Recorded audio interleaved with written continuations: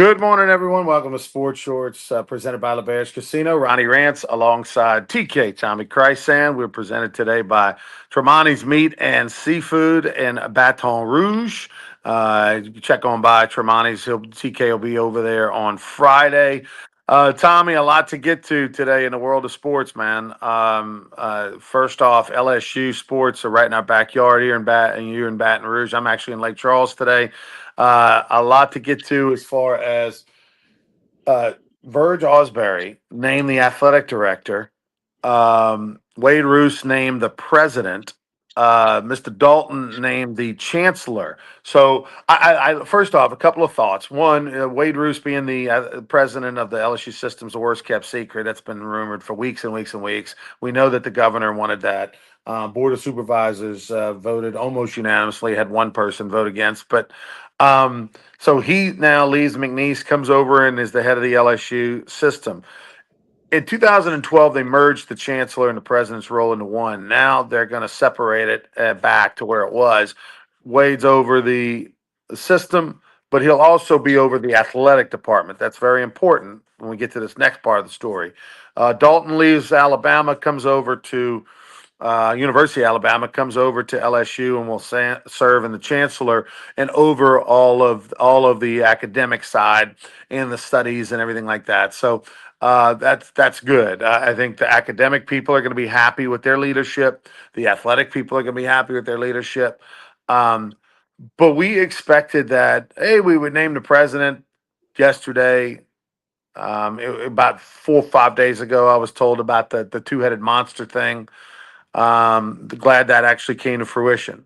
But then the surprise was that right after, hours after being named president, that Verge Osbury had the temporary tag taken off of his AD duties and the permanent tag put on. That was a surprise. And to me, that screams of, you know, it screams of a couple of things. One, Verge has always had a great relationship with the Board of Supervisors. He's sort of been the go-between with the athletic department and the Board of Supervisors. He had a lot of support with the Board of Supervisors, particularly, the Black Caucus sort of angle, which came into play in this. And also, it screams that the president, Wade Roos, is going to be really the guy over the financial side of things. I think you're going to see him be the financial guy, approving budgets, making sure that they try to make money and that kind of thing. And you will see Verge be involved with coaches and this coaches search and kind of ramping up maybe with his duties now, but at the same time, I think you're going to see Wade have to be very hands-on as the president in his position. But it was a surprise, and I think Verge is saying, hey, look, I can get you a good football coach. I got a relationship with Marcus Freeman. I'll take a run at that. Also, football coaches are going to want to play for football guys. I'm a football guy. I can help I can help identify and work with whoever the next football coach is. I agree completely. When they took the tag off of Verge, I started thinking, and I think it's a good thing. I mean, obviously he bleeds purple and gold. He played football here. He's been around, so he kind of knows the ropes. And he kind of knows where certain things happen, when to talk, when to be quiet. I think that's good. Now, I think it's good having a Louisiana person in there. You don't have to be a Louisiana person. Dale Brown was from North Dakota. Skip Bertman's from Michigan, then to Miami. Nick Saban had never been to Baton Rouge when he got out. So you don't have to be Louisiana. But I think being Louisiana and with the alignment, I know that's a buzzword that they have now with the president, the chancellor, the AD. I think that speaks well. And I like the fact that Roos is considered a business guy. His business background, and he did real good things financially at McNeese. There's no question about that. It's documented. And he did a lot of good things over there. So I think it's all good. Time will tell, but I think it's all good. And then, of course, and then Verge was on Matt Moscona's show and said, hey, if we got to wait till after the portal's open to get the right coach, we'll wait. Now, I don't know if that's just AD talk, but certainly he's working very hard on that and going to get it figured out. And, I'd be curious to see how that flows. I was at an AD's meeting last spring, and Verge was the speaker. You know, it was a Louisiana high school AD's meeting, and I'm in that due to being a middle school AD. And he was very impressive that day. A lot of people who didn't really know who Verge was, of course, I've known Verge forever, came to me after, man, that dude's pretty sharp. I said, well, he's been sharp for a long time. So we'll see how it works. Yeah, look, as far as the coaching search goes, and that's what a lot of what Verge is going to be judged on now, because you pretty much, like I said, have Wade Roos. I think is going to handle the financial side primarily, and oversee that. Uh, so he's going to be based on, just like Scott Woodward was based on, wins and losses on the football field is largely what cost him his job. I mean, a lot of the things what Woodward did was fantastic, but because they lost on the football field, he's out. And I think Verge is going to be in that same role as most ads are. The thing that if I'm if I'm LSU is, yeah, there's no value, Tommy, in rushing and thinking, oh my gosh, we got to get a football coach by December, 5th or whatever, because we got to hit the portal and all that kind of stuff. Whereas if you wait another month, you might have been able to get the better option, or the proven option, right? I got to say that I think that outside of Marcus Freeman and outside of Lane Kiffin, does it matter? Those are the two mega names, right? Those are the two, superstar coaches in most people's eyes, Freeman and Kiffin. Um, Day's not going anywhere at Ohio State. Georgia's not losing Kirby Smart. So, you get that. So if you're wanting Freeman or Kiffin, you're going to have to wait till their season's over with. It's just plain and simple as that. Now, if you get told with no uncertain terms that, hey man, thanks for the offer, but I'm not interested, I'm not going anywhere, I've thought about it, but man, I don't want to, I'm good where I'm at. And if you believe that you got no shot, and then okay, fine, then you pivot to the next group of coaches. But I think Verge is going to go big game hunting like his predecessor, and he thinks he can go get Kiffin or Marcus Freeman, and he's going to give that everything he's got. Yeah, I agree. And I mean, the decision won't be made solely by Burge, and Roos, the president, the Roos is going to have input. He's now on the committee with Ben Bordelon and Carmouche and the other people. So we'll see how it goes. I'm like you. You got to try to find the best fit, and if that means you got to wait till January 10th, so be it. If you find what you believe the best fit by December 5th, Eli Drinkwitz or Jeff Brom and all these names, and Ronnie, we know these first three or four names you hear in every major coach search is usually not the one that gets the job. Okay, Saban's name was nowhere in the list. Nobody talked about it until his wife ate at TJ Ribs and paid with her credit card, and then some people put it together that he might be on the list. But I think it's very important hire because LSU standards of football are high. As Verge said the other day, they should be in a 12-team playoff every year. And maybe that once in 5 years you don't make it because you had a bunch of injuries or something. So it's going to be a very, very important hire for a lot of reasons. You look at the rankings for the playoffs. They came out. The first one came out yesterday, and four SEC teams are in it. Alabama is one of the top four, and then after that, you got Georgia, Ole Miss. Ole Miss, and Well, A&M's and three. A So and three, M. four, five, and six are Yeah, all SEC A and M teams. and Alabama are 3 and 4, and then you got Georgia and Ole Miss. Um, if you look at it from that perspective, Tommy, and look, obviously this isn't the final tally. Some of the, unfortunately for the SEC, their schedules are so tough they're going to beat up on each other, and potentially one of those maybe even drops out. But if you're talking about 3 or 4 teams ending up in the playoffs, LSU, there's 16 teams in the league. 4 teams is 25%. My Menard High math got me that. LSU feels like it should be in the top 25% of the SEC, just about damn near year in and year out, right? Like you said. And so for them to be not anywhere near the top 25% this year is super disappointing. And that's why you have a coaching change. That's why you have an AD change.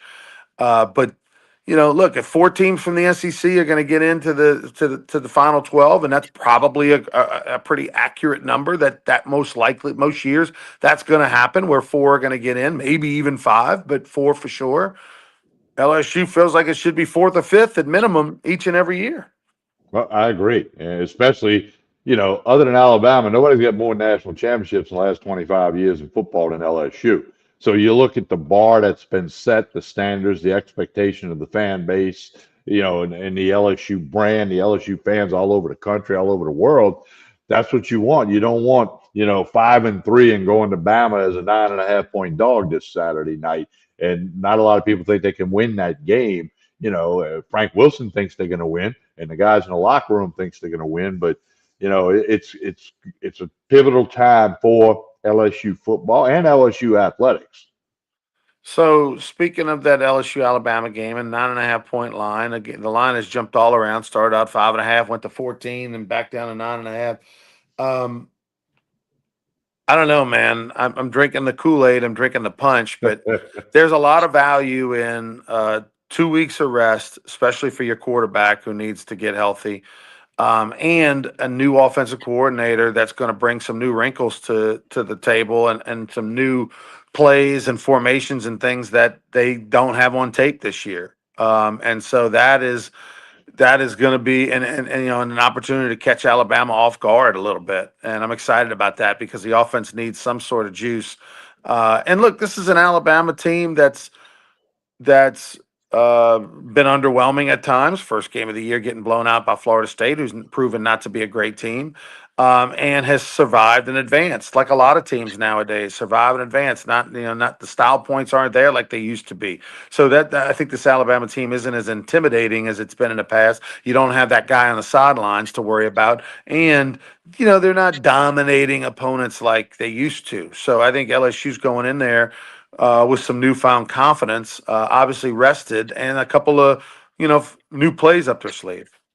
Well, LSU can't run the football. Bama struggles to run the football. They don't have the running game they kind of got known for a long time.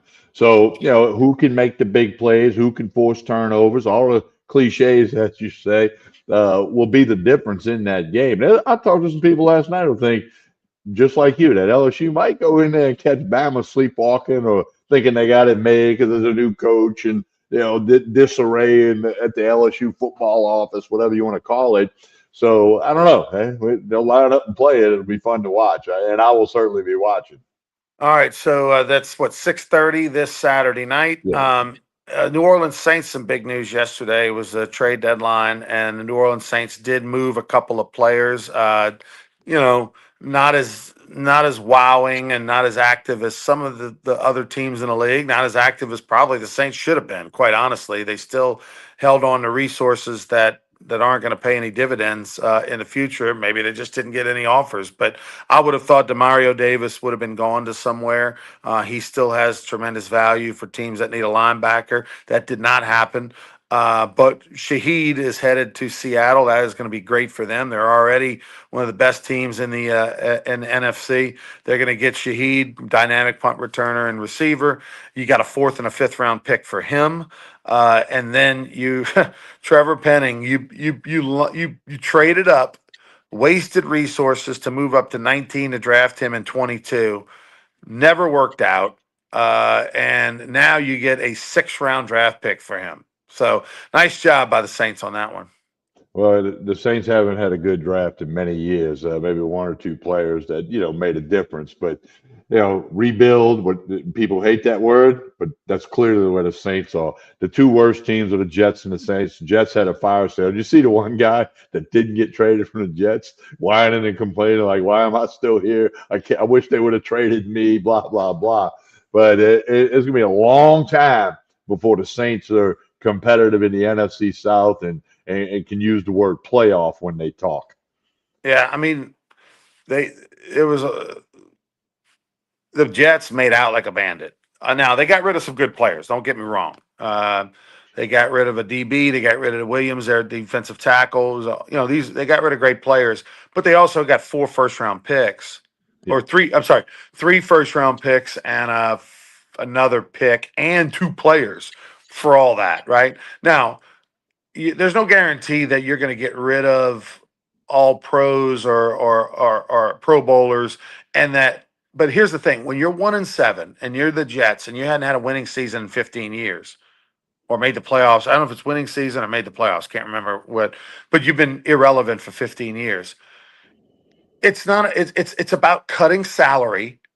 It's also about, because you're going to pay less to player first round picks and stuff like that, and drafted players, and you're going to have them for cheaper for 3 or 4 years versus if you maintain these Pro Bowlers that are been around a while and they're demanding big monies. They've got big salaries. They're going to want more. And so, and you're also admitting that, hey, look, this isn't, we're not, this is not a quick fix. We need as many players as possible. This is going to take a couple of years. And the Jets are going to have right now, we don't know what else is going to happen, but the Jets are going to have 2 first-round picks in 26, and they're going to have 3 first-round picks in 27. You can make a difference with that, right? Yes. New Orleans Saints are not in that same situation. Saints come out of that yesterday with a fourth, fifth, and sixth rounder. That's great. That's something. That's better. But I mean, that's not like, ooh, this is going to lead to turn this thing around. Because what did the Saints do? The Saints used the fifth rounder on Spencer Rattler. That's not going to work out. I mean, we can. I think we can all admit that Spencer Rattler, at best, is a backup quarterback in the NFL. Uh, and the verdict's still out on Tyler Shuck. Not willing to write him off, but the verdict's still out on Tyler Shuck. So um, it's going to be a long time, Tommy, as you mentioned. Like I fully expect season ticket holders this year. You're just doing something on Sundays. Next year, not going to be a whole lot better. No, it's not going to be no short term fix there. Baseball and basketball you can fix quicker because it's less people, whatever. But Saints fans, it's not going to be fun the next couple of years. I really believe that. All right, TK. The Pelicans, right next door to the New Orleans Saints, two of the worst franchises in sports. One in the NBA, one in the NFL. The two worst, actually, in both those leagues right now this year. Pelicans did win last night, though, a surprising win. How about this? Pels are down 112-108 in that game with 3:30 something to play. They score 8 straight points, and the Hornets don't score at all in the last 3:30 of that game, and lose 116-112 to the Pelicans. Hard to imagine an NBA team against the Pelicans not scoring in the last 3 minutes and 30 seconds. That's what the Hornets did. Well, and that's how you end up losing if you're the Hornets and the Pelicans. Their first win of the year, so I guess people are glad about that. But they got a back to back. They got to play in Dallas tonight. The Mavericks are a 7.5 point favorite, but they did get their win. And in the TK Pelican bet plan, I'm now 5-2, and I've already put the bet on the Mavericks for tonight. So I'm 5-2 on the bet all 82 times against the Pelicans. So they did get a win. I guess that's cute. That's nice, but there's not going to be a lot more of those. And there's not going to be a lot more because Zion Williamson, oh shocker, is out for next few weeks. Yeah, no, yeah, hamstring thing, and we reevaluated. Well, yesterday they said 7 to 10 days. That guy has missed more games than he's played, and of course, everybody says get rid of him, but his money's guaranteed. You got to hope he can get healthy, but they've been hoping that since the day they drafted him, and it doesn't appear that it's going to work. And unfortunately for sports fans in New Orleans and in Louisiana, the great passion sports fans throughout our state, the Pelicans and the Saints, not going to be any fun for a while. Yeah, and Zion.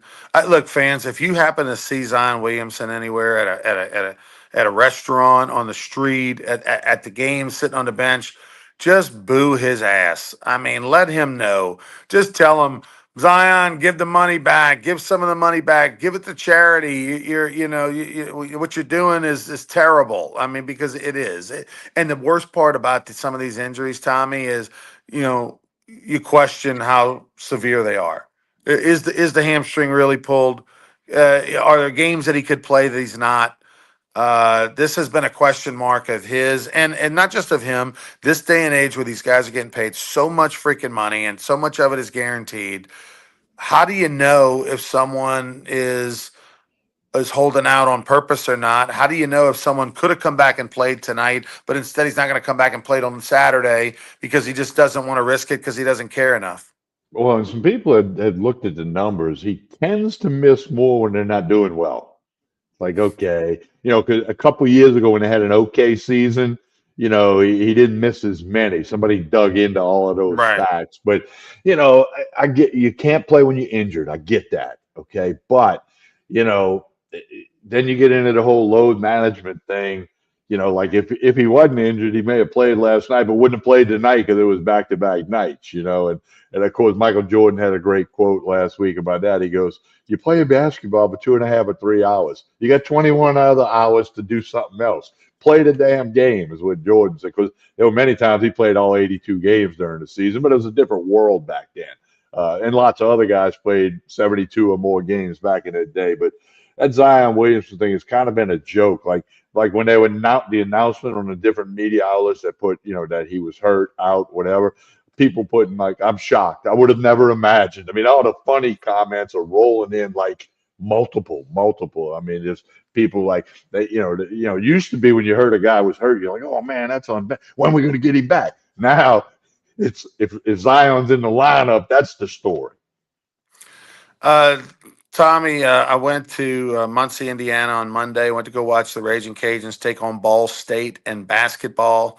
Uh, uh, and By the way, the under hit. I bet the under 141 and a half. It landed at 139. Got a little too close for comfort. They only scored like 57 points total in the first half. So then all of a sudden, bam, they of course turn it on and make and get crazy down the stretch. But take the under. Look for that one, Tommy. UL is going to play a lot of defense. They can't score. They're going to play a lot of defense, so the under may be the play there, depending on what it is and stuff. I know they play Southeastern at home on Friday as in their opener at the Cajun Dome. New coach came over, assistant coach for the Raging Cajuns from Houston, so that's where they play defense and have those tough practices and all that. And it's the same thing. That's what the Raging Cajuns are going to trap you, in the half court. They might even pick you up a little bit. Impress you when they need to, but I just don't. They only got like one or two people that can naturally score, create. So it's going to be a tough year for them to offensively, but they will get after you defensively. Um, but up there in Muncie, Indiana, Ball State actually played a little over their skis. They weren't expected to shoot the ball very well. They ended up shooting over 40% from three, and I just did enough. It was, I think the Cajuns were up 1 point at halftime. They ended up losing by 9. They pulled away in the last 4 minutes of the game. The Cajuns lost by 9. Um, but tonight, LSU basketball at Yeah, home, Tarleton State. Tigers a 17.5 point favorite. Tarleton State's now 0-1. They lost to SMU. Did they get blown out by yeah, SMU, Tommy? by over 20 points. Okay. Tarleton State, the Tarleton State Texans, and their color is also purple, so there'll be a lot of purple in the building tonight. And they will take on LSU, who's a big favorite. Matt McMahon. We'll see what he has put together. And it won't be a great measuring stick, but there'll be some questions answered and some things that can be figured out for the LSU men's basketball team with the home opener tonight. So hopefully they can get a nice crowd at the PMAC. Yeah, and you saw the LSU women Rolled. covered and blew out Houston Christian out of the Southland Conference last night at home. Verge Osbury, the new AD, new permanent AD, was at the game. Uh, you know, uh, Kim Mulkey's going to be able to do what Kim Mulkey wants to do. She always does what Kim Mulkey wants to Yeah. do. She had showed her dislike for the Scott Woodward firing by not showing up to the press conference after her initial preseason game. But I think her relationship with Verge, she's going to be somewhat fine with that. Um, as long as Verge doesn't She, tell her no, she'll be fine She with it. well, and she made that comment. He's from Louisiana. She did throw that in, but Woodward is who hired her. So there's always, Randy Davis and Skip Bertman brought you to LSU. There's always in your mind going to be something there. The guy who signed me at Southeastern, is always going to be something there for that person who gave the opportunity. And I get it. And Kim Mulkey's Kim Mulkey. I mean, there's no secrets with her. And, she sent a little message there, Kim Mulkey like, by sending Bob Starkey to the presser. But, she'll be fine. And she said time will help, and she's the timing of it. She's, consumed by her team and her schedule and the next opponent. So, that was her way of dealing with it, was not going to the presser the other night. All right, TK, tell us about Tremonti's. Well, they're ordering turkeys now. Fried, smoked rotisserie, all the side dishes, the desserts. You can do it online, or you can stop by Tremonti's. Go to Tremonti's.com. Hit them up on Facebook. Hit them up on Instagram. Tremonti's Meat and Seafood. Yeah, you will be glad you did. Hey, don't forget to like and share this show. Whether you're watching on YouTube, Facebook, or X, that helps everybody involved. Of course, Court Street Cafe in Port Allen's got a tremendous dinner special this week. Hit up Court Street Cafe in Port Allen on Facebook or Instagram. And don't forget our presenting sponsor, LaBerge Casino and Hotel Baton Rouge. And Sports Shorts Radio will be with you Saturday morning, 10 to 12, Baton Rouge, Lafayette, Lake Charles. Also, want you to like and share this show, as we mentioned. And we'll be back Friday morning with another episode of Sports Shorts Daily. Have a really nice Wednesday, everyone.